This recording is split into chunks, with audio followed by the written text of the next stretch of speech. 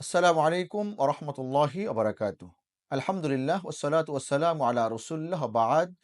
সুপ্রিয় দর্শক শ্রোতা যে যেখান থেকে দেখছেন সকলকে জানাই সালাম, শুভেচ্ছা, মোবারকবাদ। আমরা আজকে আলোচনা করব কোরবানির পশুর বয়স সম্পর্কে। অর্থাৎ যেহেতু আমরা ইনশাআল্লাহ আগামী শনিবার কোরবানির ঈদ উদযাপন করব, কোরবানি করব, যাদের উপরে সামর্থ্যবান আছি সকলে আল্লাহ সুবহানাহু ওয়া তাআলা আমাদেরকে সঠিক পদ্ধতিতে তাকওয়ার ভিত্তিতে কোরবানি করার তৌফিক দান করুন। এবার জানবো আমরা যে কোরবানির পশুর বয়স সম্পর্কে। গরু এবং মহিষের ক্ষেত্রে ২ বছর পূর্ণ হতে হবে। দাতা বা না দাতার সাথে কোনো সম্পর্ক নাই। দাঁত পড়ুক না পড়ুক।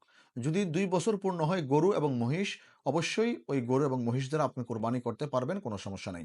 উটের ক্ষেত্রে ৫ বছর, আর খাসি তথা ছাগল, ভেড়া, দুম্বা ১ বছর পূর্ণ হতে হবে।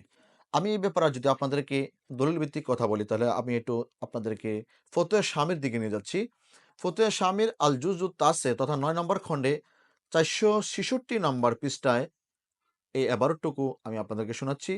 "ওয়াসাহহা সুনিয়্যু ফাসাইদান মিনাস সালাসাতি ওয়াস-সুনিয়্যু হুয়া ইবনু খামসিন মিনাল ইবিল ওয়া হাওলাইনি মিনাল বাকার ওয়াল জামুস ওয়া হাওলুম মিনাশ শাদ।" এই এবারটুকুর অর্থ হলো যে উটের ৫ বছর পূর্ণ হওয়া, গরু এবং মহিষের ২ বছর পূর্ণ হওয়া, খাসি, ভেড়া, দুম্বার ক্ষেত্রে ১ বছর পূর্ণ হওয়া। তবে হ্যাঁ, এই ফতোয়া শামির ৯ নম্বর খণ্ডে ৪৬৫ নম্বর পৃষ্ঠায় একটি আবারও ধরেছে, যদি দুম্বা এরকম হয় যে ৬ মাসের কিন্তু এত হৃষ্টপুষ্ট যে তাকে ১ বছরের মতো মনে হয়, তাহলে অবশ্যই ওই দুম্বা দ্বারাও কোরবানি করা জায়েজ। শুধু দুম্বার ক্ষেত্রে।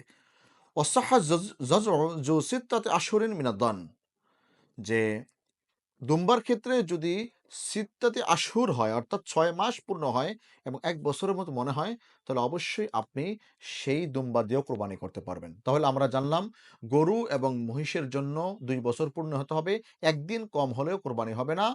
উটের ক্ষেত্রে ৫ বছর পূর্ণ হতে হবে, ১ দিন কম হলেও কোরবানি হবে না। ছাগল, ভেড়া, দুম্বা ১ বছর পূর্ণ হতে হবে, এর কমে কোরবানি হবে না। অবশ্যই যদি দুম্বার ক্ষেত্রে আমরা শুনলাম ৬ মাসের হলেও কোরবানি হবে। তাহলে অবশ্যই আমরা চেষ্টা করব যে পশু ক্রয় করার ক্ষেত্রে বয়স ঠিক আছে কিনা সেদিকে আমরা লক্ষ্য করার জন্য। আল্লাহ সুবহানাহু ওয়া তাআলা আমাদেরকে সঠিক মাসালার উপরে আমল করার তৌফিক দান করুক। আমিন। ওয়া আখিরু দাওয়ানা আলহামদুলিল্লাহি রাব্বিল আলামিন। আসসালামু আলাইকুম ওয়া রাহমাতুল্লাহি ওয়া বারাকাতুহু।